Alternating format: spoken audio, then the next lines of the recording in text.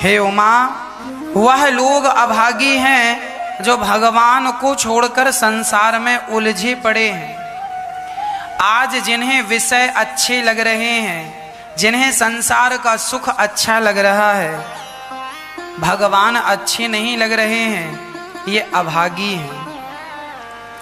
ऐसा कहते हुए जब राम जी जटायु पर कृपा करके आगे बढ़े दक्षिण दिशा की ओर, तो रास्ते में कबंध नाम का एक राक्षस मिला। कबंध, जिसके हाथ बढ़ते जा रहे थे। तब राम लक्ष्मण जी ने कबंध के हाथ काटे। हाथ कटते ही कबंध एक पुरुष बन गया, भगवान के चरणों में प्रणाम किया। बोले तुम कौन हो? बोले मैं श्राप के कारण राक्षस बना, मैंने ब्राह्मणों का अपमान कर दिया जिसके कारण मुझे राक्षस बनना पड़ा, पर आज आपका दर्शन करके मैं कृतार्थ हो रहा हूं। भगवान ने यहां बात कही कि कभी किसी का दिल नहीं दुखाना चाहिए। पूजय विप्र, सदा हम अपने से बड़ों का सम्मान करें, है ना। ब्राह्मणों का सम्मान करें, अपने से श्रेष्ठों का, गुरुजनों का सम्मान करें। कभी इनका अपमान करने का सोचें भी ना। कभी किसी का अपमान नहीं करना चाहिए, किसी का भी अपमान नहीं करना चाहिए, है ना। ऐसा कृतार्थ करके कबंध को राम जी जब आगे बढ़े, तो आगे माता शबरी रहा करती थी। ये शबरी कौन है? ये शबरी पिछले जन्म में एक रानी थी। एक दिन प्रयागराज अपने पति राजा के संग आई। प्रयागराज में बड़े संत भजन कीर्तन कथा कर रहे थे। रानी अपने पति राजा से बोली, चलो सत्संग हो रहा है, कीर्तन हो रही है, चलो चल के कीर्तन में हिस्सा लेते हैं। राजा ने कहा कि आप रानी हो और ऐसे बाबाओं के बीच में कीर्तन भजन में आप जाओगी, अच्छा नहीं लगेगा। रानी बड़ी दुखी हुई कि हे भगवान, मुझे कीर्तन भजन में इसलिए नहीं जाने दिया जा रहा है क्योंकि मैं रानी हूं। पहले रानी महारानी लोग ना सब जगह नहीं जाती थी। तो रानी ने अपने आप में बड़ी गिलानी महसूस की और रात को जब सब सो गए तो अपने आप को गंगा जी के किनारे ले जाकर और वो रानी गंगा में डूबने लगी। गंगा में डूबते डूबते बोली, हे गंगा मैया, अगले जन्म में मुझे किसी शूद्र के घर पैदा कर देना, पर रानी ना बनाना। ऐसी जगह पैदा करना जहां भगवान की कथा और भगवान का कीर्तन सुनने में कोई पाबंदी ना हो, ऐसी जगह पैदा करना। वही रानी इस जन्म में माता शबरी बन करके आई। शबरी के पिता एक दिन बहुत सारे पशुओं को इकट्ठा कर रहे थे। तो शबरी ने अपनी माँ से कहा, जब शबरी छोटी सी थी ना, तो माँ से कहती है, माँ ये पिताजी इतने सारे पशुओं को क्यों इकट्ठा कर रहे हैं? कहा, बेटी कल तेरा विवाह है और विवाह में बड़े बड़े लोग आएंगे ना, इनका मांस परोसा जाएगा, जंगल में जानवरों का मांस पकाकर परोसा जाएगा। शबरी ने कहा, मेरे विवाह में इतने सारे पशुओं की हत्या। शबरी ने तुरंत जाकर के दरवाजा खोल दिया। सारे पशु जंगल की तरफ भाग गए और वो पशु जंगल की तरफ जाते हुए कह रहे थे, शबरी तुमने हमें मुक्त किया है, विधाता तुम्हें मुक्त करेंगे, भगवान तुम्हें मुक्त करेंगे। वही शबरी पशुओं को छोड़कर और जंगल में चली गई, दर दर की ठोकर खा रही थी। तभी मतंग ऋषि का आश्रम मिला। शबरी नीच जात की थी, कोई छूना भी पसंद नहीं करता था, पर मतंग ऋषि ने बड़े प्रेम से अपने आश्रम में बेटी के हिसाब से, तुम मेरी बेटी हो, रखा। मतंग ऋषि का बहुत लोगों ने विरोध किया कि आपने एक शूद्र महिला को घर में रखा है। मतंग ऋषि ने कहा, तुम्हें जो कहना है कहो, पर मैं जानता हूं कि वही स्त्री है ये जिसके कारण राम जी इस आश्रम में कभी ना कभी चरण रखेंगे। शबरी ना होती तो राम जी उस आश्रम में कभी ना जाते। ये बात मतंग ऋषि भली भांति जानते हैं। हम और आप ऊंच नीच छुआछूत में मरे जा रहे हैं। हम कहते हैं ये ऊंचा है ये नीचा है।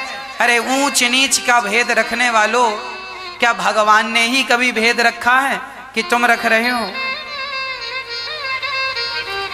एक सज्जन ने कहा कि महाराज इस व्यक्ति को मत छूना। हमने कहा क्यों? बोला महाराज जी ये लोग अछूत हैं। हमने कहा अच्छा ये अछूत हैं, इन्हें छूने से क्या होता है? बोले इन्हें छूने से नहाना पड़ता है। हमने कहा ये बताओ आखिर जो रक्त तुम्हारे भीतर बह रहा है वही रक्त तो इस व्यक्ति के भीतर है। जो दाल चावल सब्जी रोटी तुम खाते हो, जिस चक्की काटा तुम खाते हो उसी चक्की काटा तो ये भी खाता है। जिस घाट का पानी तुम पीते हो उसी नल में ये भी पानी भरता है। तो फिर ये इतना अछूत कैसे हो गया? हमने कहा ये व्यक्ति अछूत नहीं है, तुम्हारी सोच अछूत है। क्यों? अभी मैंने कल ही कथा में आपको सुनाया था कि भरत जी ने निषाद राज को गले से लगाया। किसी ने कहा भरत जी ये निषाद तो अछूत है, आपने गले से क्यों लगाया? तब भरत जी ने उत्तर दिया जो भगवान की भक्ति नहीं करते उन्हीं को अछूत कहना चाहिए। जो भगवान से जुड़ा है वो किसी भी जात का हो वो पवित्र हो जाता है। अरे राम की भक्ति किसे पवित्र नहीं बनाती ये तो बताओ। राम की भक्ति ने, राम नाम ने पत्थर को तार दिया। रैदास जी पवित्र हो गए कि नहीं? केवल नाम के बल पर। इसीलिए हम ये ना कहें कि हम इसे नहीं छूते उसे नहीं, ये छुआछूत। हाँ, जिसे परमात्मा ने बनाया, इस स्त्री को परमात्मा ने बनाया है और हम कहें हम इसे नहीं छुएंगे तो तुम भगवान की बनाई सृष्टि का अपमान कर रहे हो। उस स्त्री को तुमने थोड़ी बनाया है, इस पुरुष को तुमने थोड़ी बनाया है, भगवान ने बनाया है। और तुम इस व्यक्ति का अपमान करोगे तो वो व्यक्ति का अपमान नहीं होगा, उस व्यक्ति को बनाने वाला ईश्वर है। सर्वम खलविदम ब्रह्मा सी राम मय सब जग जानी, सब भगवान तुल्य हैं। इसीलिए भक्तों को ये ऊंच नीच का भेद छोड़ करके सब में भगवान का दर्शन करते हुए, सबके आंसू पहुंचते हुए आगे चलना चाहिए। ये झगड़े में नहीं उलझना चाहिए कि हम तुम्हें छुएंगे नहीं, तुम्हारा ये तुम्हारा ना। उसी की जात पवित्र है जो भगवान की भक्ति कर रहा है, उसी का जीवन लेना पवित्र सार्थक है। शबरी माता रहती थी और सारे जंगल में झाड़ू लगाती थी।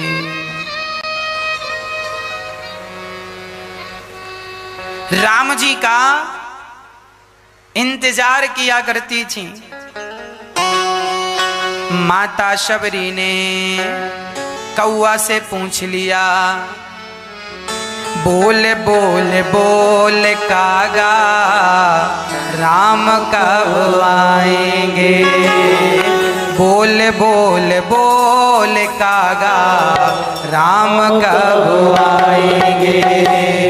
बोल बोल बोल कागा राम कब आएंगे?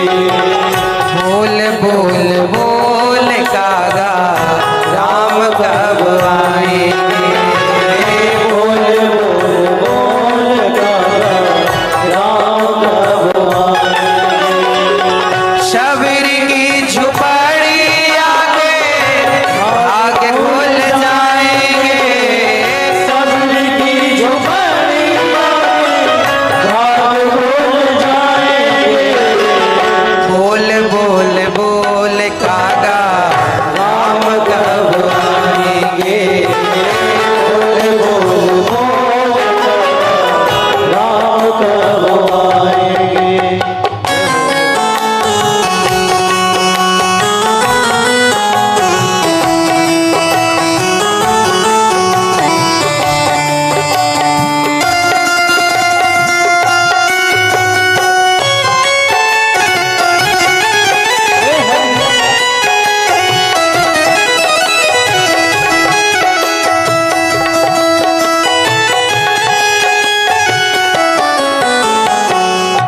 राम जी आएंगे जंगल को जाएंगे, राम जी आएंगे जंगल को जाएंगे।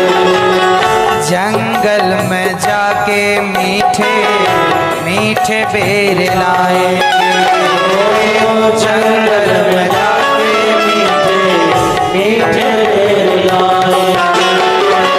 बेरों का भोग अपने राम को लगाएंगे, बेरों का भोग अपने राम को लगाएंगे। बोल बोल बोल कागा राम कब आएंगे, बोल बोल बोल राम कब आएंगे। हाँ, बोल बोल बोल कागा राम कब आएंगे, बोल बोल बोल कागा राम कब आएंगे। शबरी कौआ से कहती है, कौआ बताओ मेरे राम कहाँ पहुंचे, क्या दिखाई पड़ रहे हैं। शबरी को इंतजार था। गुरुजी ने कहा, जब गुरुजी के प्राण निकलने लगे तो शबरी ने कहा, गुरुजी कहाँ जा रहे हो। गुरुजी ने कहा, बेटा समय पूरा हो गया, जा रहा हूँ भगवान के घर। शबरी ने कहा, तो मुझे भी ले चलो। बेटा भी तेरा वक्त नहीं हुआ, एक काम कर, तू यहीं रह, राम जी स्वयं तेरे पास आएंगे। अब तो शबरी जंगल में झाड़ू लगाती जाए। कोई कहे क्या कर रही है, बोले राम जी आएंगे ना, उनके पाँव में कोई कांटा ना चुभे, कंकड़ ना चुभे, इसीलिए बस इंतजार, केवल इंतजार। अरे भगवान को पाने के लिए भी इंतजार किया जाता है। इंतजार किसने किया, माता शबरी ने सारी जवानी और सारा बुढ़ापा समर्पित कर दिया। जब बुढ़ापे का बिल्कुल अंत चरण चलने लगा, जर्जर अवस्था, आंखों में कम दिखने लगा, कभी झाड़ियों से कोई हिरन यहाँ वहां जाता ना, कोई आवाज आती तो शबरी तुरंत जाग जाती, लगता है मेरे राम आ गए। आधी रात कर उठकर बैठ जाती, लगता मेरे राम आ गए। अरे राम का इंतजार जितना शबरी ने किया, कोई व्यक्ति कर ले तो भगवान का दर्शन हो जाए। आँखों को इंतजार है सरकार आपका। शबरी को इंतजार था, उनकी आंखें दिन रात केवल इंतजार करती थी। इंतजार किसका, आँखों को इंतजार है सरकार आपका। ना जाने होगा कब हमें, ना जाने होगा कब हमें दीदार आपका। आँखों को इंतजार है सरकार आपका।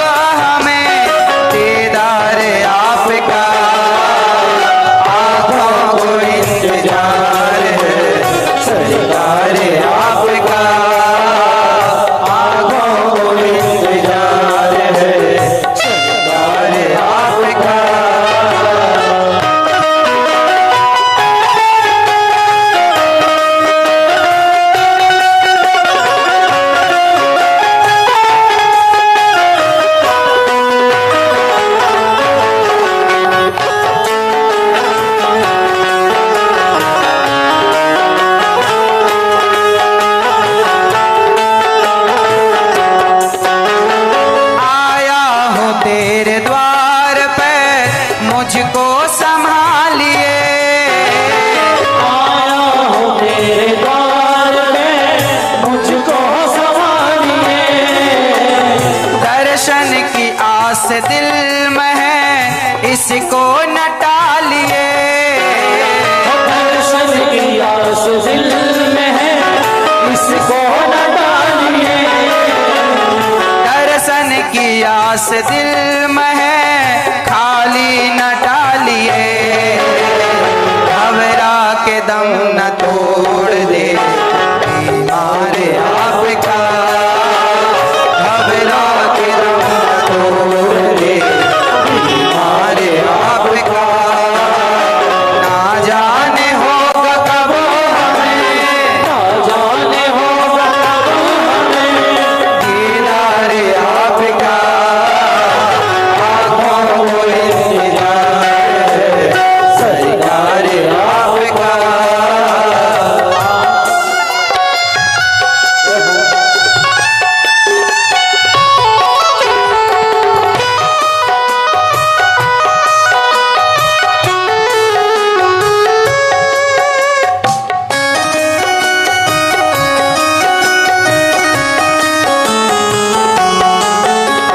सजदा कबूल हो न हो, दर पर खड़ा रहूं।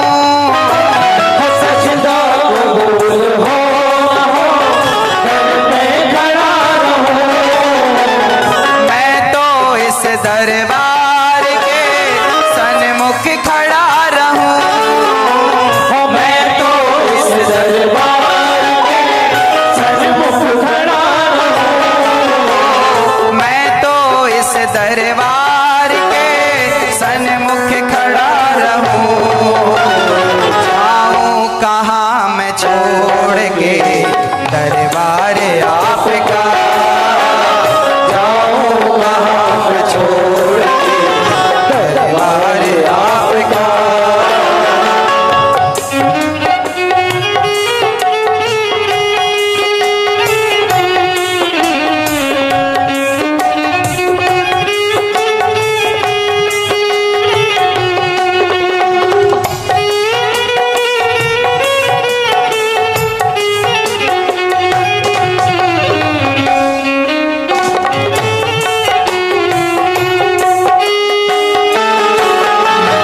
अनिरुद्ध की ये आरज़ू एक बार देख ले।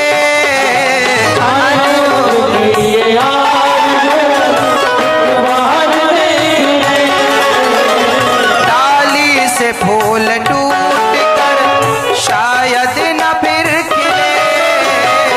डाली से फूल टूट कर शायद न फिर खिले।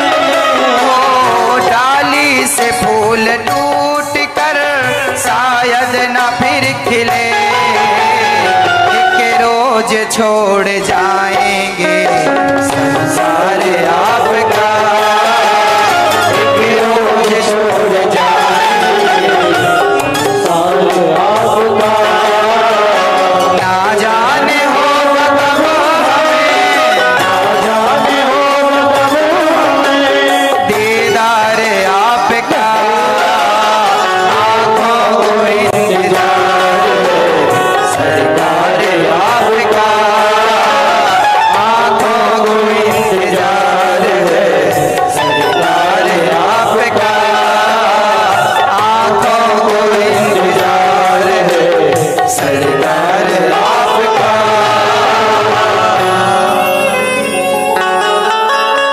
एक रोज छोड़ जाएंगे संसार आपका। भक्तों, कथा टीवी से कट जाएगी और अभी भगवान राम शबरी माँ के घर जाएंगे। माता शबरी स्वागत करेगी, नवदा भक्ति का उपदेश होगा। टीवी पर से कथा कट जाए तो आप अपने मोबाइल पर अनिरुद्धाचार्य जी डाल करके और मोबाइल के माध्यम से जुड़ जाइएगा। माता शबरी नवधा भक्ति को प्राप्त करेगी। भगवान राम माता शबरी को नवधा भक्ति का उपदेश देंगे।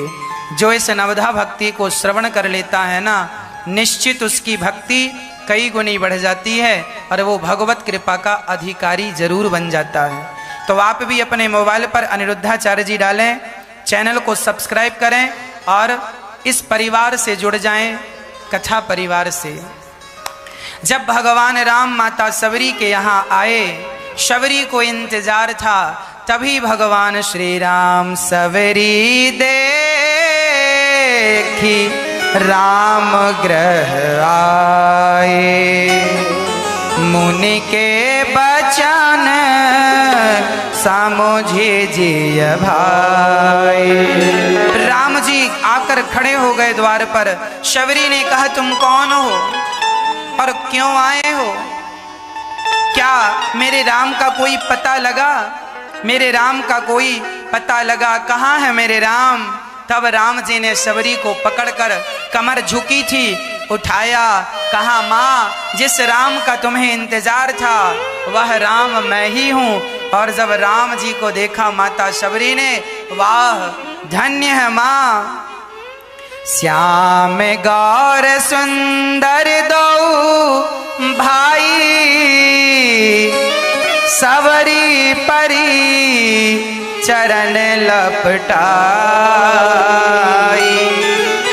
सबरी राम को देख करके, इतनी सुंदर छटा देख कर चरणों से लिपट गई। राम जी के चरणों में माता सबरी लिपट गई और प्रेम बचन, सबरी माँ इतने प्रेम में विह्वल हो गई कि मुख से कोई शब्द निकल नहीं रहा है, कोई बात नहीं निकल रही है।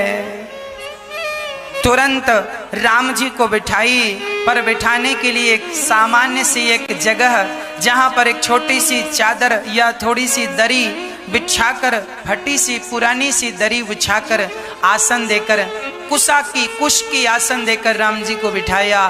थाल लेकर आई और राम जी के सादर जल ले चरण पखारे, पुनि सुंदर आसन बैठा।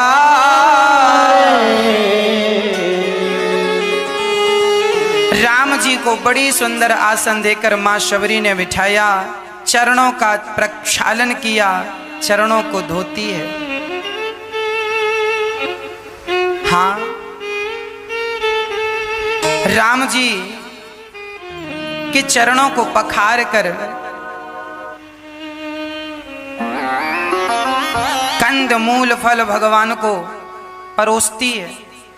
कहा जाता है माता सबरी ने बेर परोसे, बेरों को लाती, चख करके लाती, खट्टी तो नहीं है, और बेरों को राम जी के पास रखती और कहते हैं लोग कि खाती है, और खाकर देखती है खट्टे तो नहीं है, मीठे मीठे चख चख कर अर्थात जूठे जूठे बेरों को देती जाती है।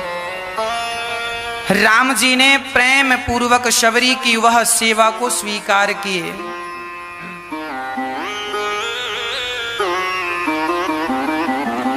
राम जी अपने भक्त की सेवा को स्वीकार करते हैं। पता नहीं कि बेरों का स्वाद कैसा था। राम जी बेरों को स्वाद से नहीं खा रहे हैं, राम जी तो सबरी के प्रेम में विह्वल हो गए और प्रेम में बिक गए। प्रेम के बल पर भगवान ने माता सबरी के बेरों को स्वीकार कर लिया और भगवान राम चख रहे हैं, बेरों का स्वाद ले रहे हैं। जब भोजन प्रसादी हो गया, भगवान क्या खाते हैं? कोई प्रश्न कर दे कि भगवान खाते क्या है, तो उत्तर क्या होगा? भगवान भक्तों के प्रेम से जो भक्त दे दे भगवान वो ग्रहण करते हैं। भगवान प्रेम के, राम जी प्रेम को ग्रहण करने वाले हैं, प्रेम को ग्रहण करते हैं। कंद मूल फल सुरस अति दिए राम कहु आनी, प्रेम सहित प्रभु खाए बारंबार बखान। राम जी खाते जा रहे हैं और कहते जा रहे हैं माँ बहुत स्वादिष्ट है, तुम्हारे बेर बहुत अच्छे हैं माँ, बहुत अच्छे हैं, बहुत अच्छे हैं। राम जी खा रहे हैं और बार बार बखान कर रहे हैं, सुंदर है माँ, सुंदर है माँ। अब राम जी ने शबरी माता को हृदय से लगाकर पवित्र किया है। और यहां देखिए क्या लिखा है,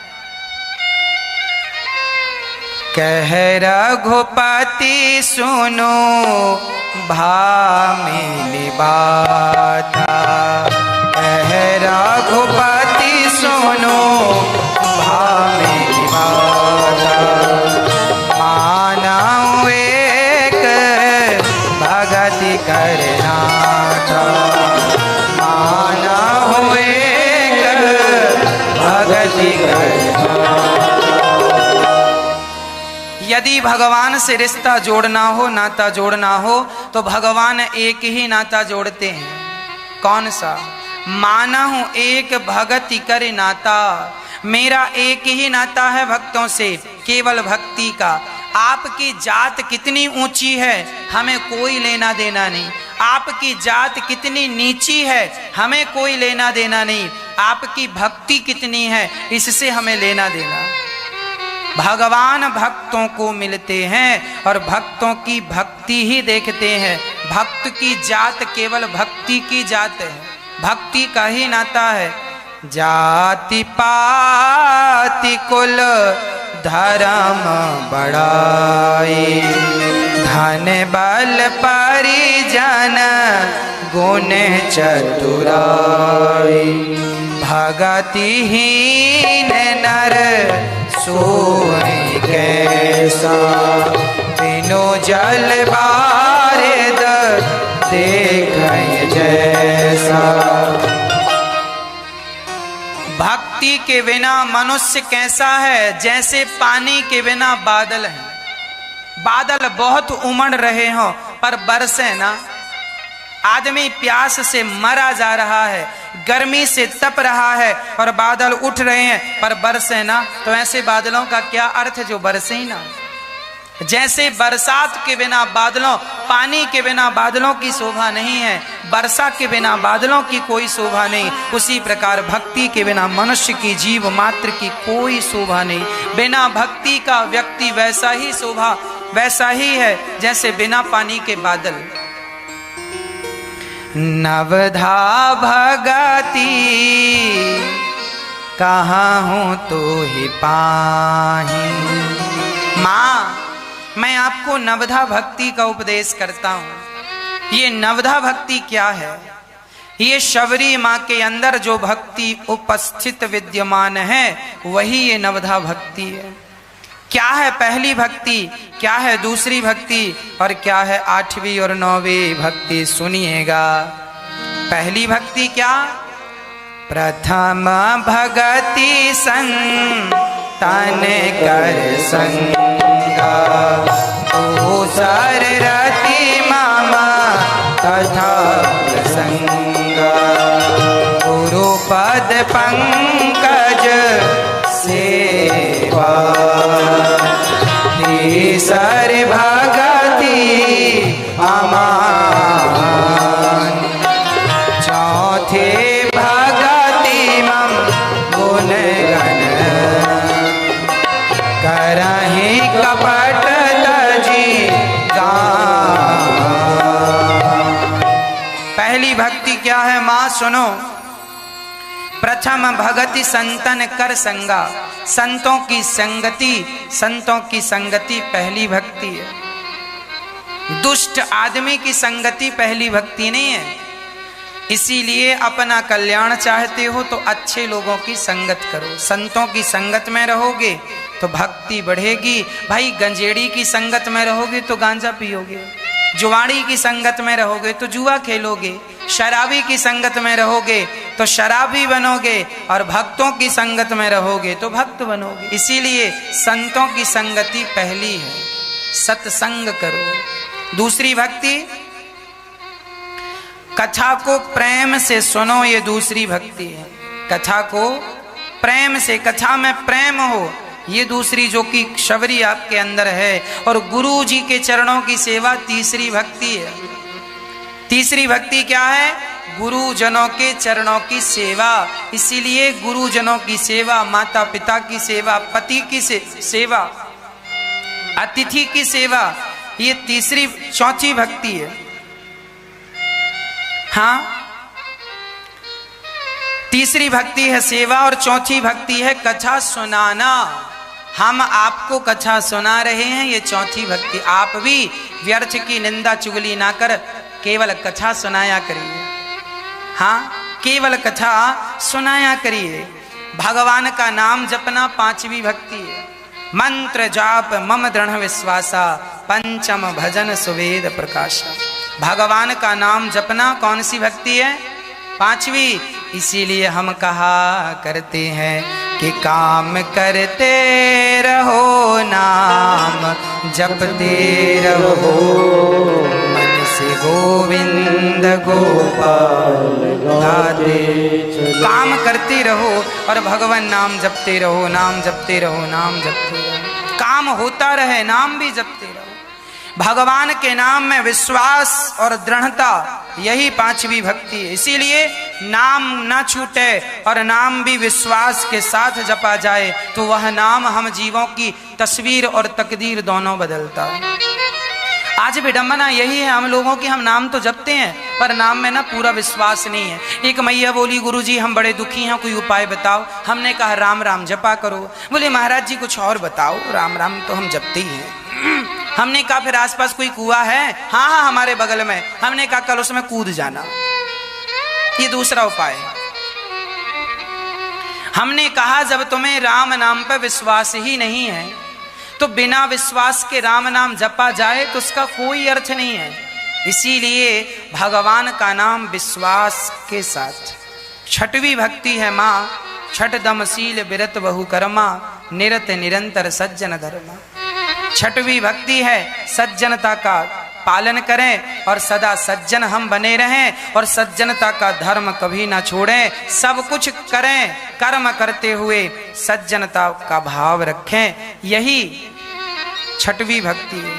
सातवीं भक्ति है सब में भगवान का दर्शन करना। स्त्री पुरुष बालक बालिका पेड़ पौधा हाथी कुत्ता बिल्ली सब भगवान है, सब में भगवान का दर्शन करना, ये सातवीं भक्ति है। यदि कोई सब में ईश्वर का दर्शन कर रहा है तो वो सातवीं भक्ति कर रहा है।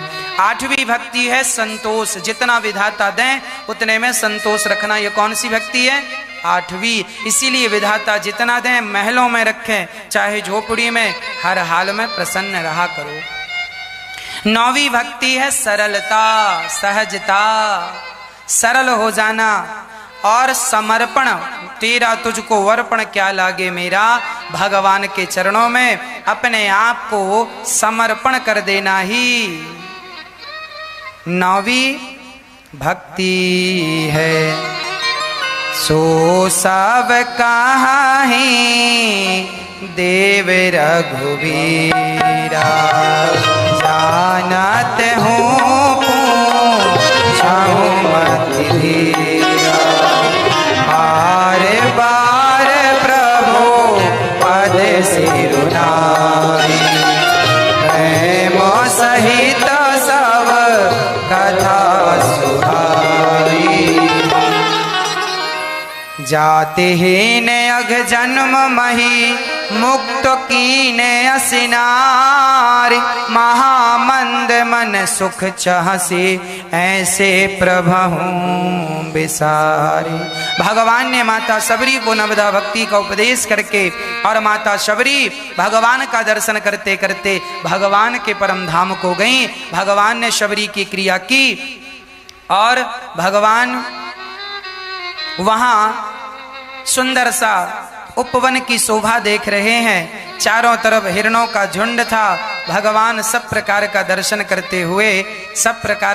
करते हुए राम जी वहां पर नारद जी आए और नारद जी और राम जी और लक्ष्मण जी तीनों बैठे हैं और आनंद पूर्वक सत्संग चल रहा है। नारद जी दर्शन कर रहे हैं भगवान का, भगवान फटिक से ला बैठे हैं, वहाँ आनंद पूर्वक बैठे हैं। हाँ, और बैठकर नारद जी बड़े प्रेम से उनका सुंदर सा उनके नाम की महिमा का वर्णन कर रहे हैं। अभी राम जी को यहीं बैठे रहने देते हैं, नारद जी के सत्संग को चलने देते हैं। कल राम जी बाली को मारेंगे, आगे की चर्चा कल। यूट्यूब पर जो आप लोग कथा सुन रहे हैं, चैनल को सब्सक्राइब करें, शेयर करें, ताकि और लोग जरूर इस कथा का लाभ प्राप्त कर सकें। कल 2:30 बजे से आज ठीक 8 बजे रात्रि को आपके प्रश्नों का उत्तर देने, जो भी प्रश्न आपको पूछना है आपके प्रश्नों का उत्तर देने हम जरूर आएंगे। आप भी इस प्रश्नोत्तरी की श्रृंखला से अपने आप को जोड़ सकते हैं। बोलिए राजा रामचंद्र भगवान की। आइए बड़े भाव से अब आरती का पावन दर्शन करें।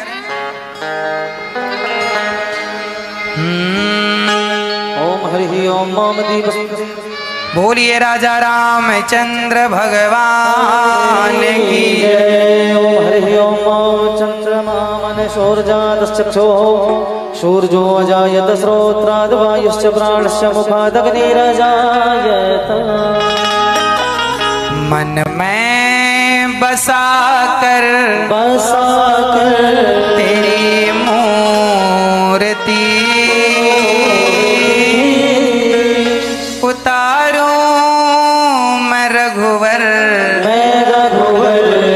तेरी आरती।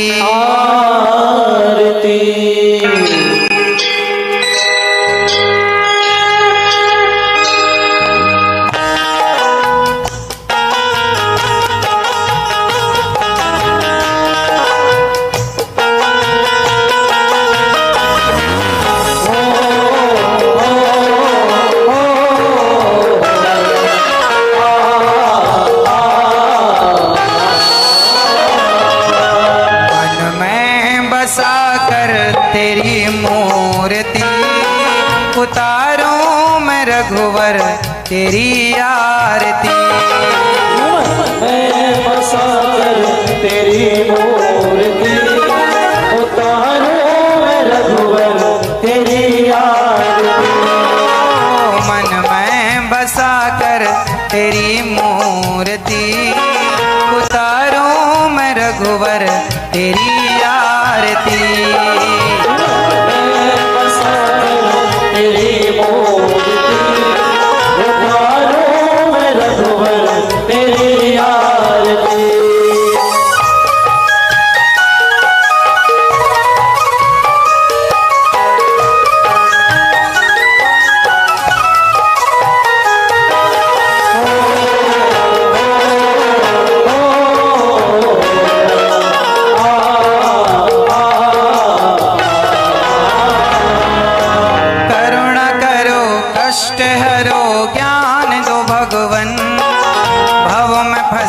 नाव मेरी तार दो भगवन।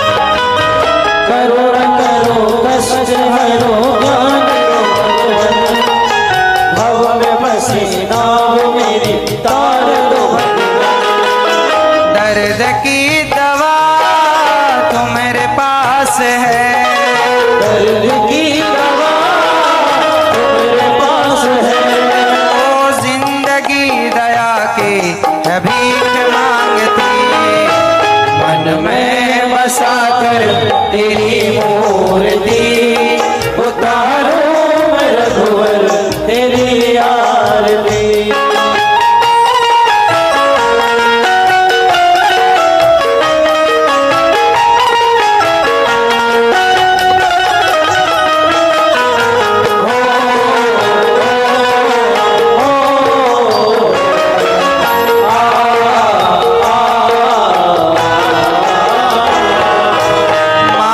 तुझसे क्या मैं यही सोचूं भगवन, जिंदगी जब तेरे नाम कर दी अर्पण। मांगो तुझसे क्या मैं यही सोचूं भगवन, जिंदगी जब तेरे नाम कर दी अर्पण। सब कुछ तेरा कुछ नहीं मेरा, सब कुछ तेरा, कुछ नहीं मेरा। चिंता है तुझको प्रभु संसार की, मन में बसा कर तेरी मूर्ति उतारूं मैं रघुवर तेरी आरती।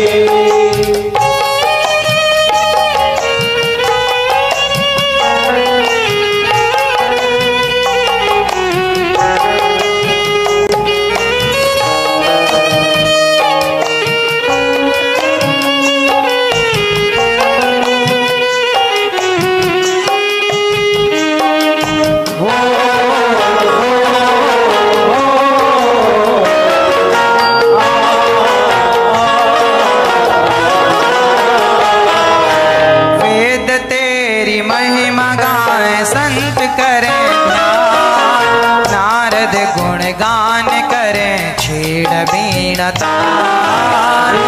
तेरी महिमा गाएं संत करें ध्यान, नारद गुण गान करें छेड़ बीण तान। भक्त तेरे द्वार करते हैं पुकार, तेरे द्वार करते हैं पुकार।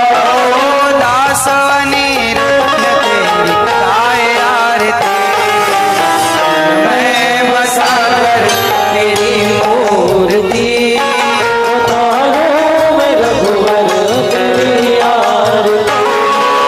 मन में बसा कर तेरी मूर्ति उतारूं मैं रघुवर तेरी आरती।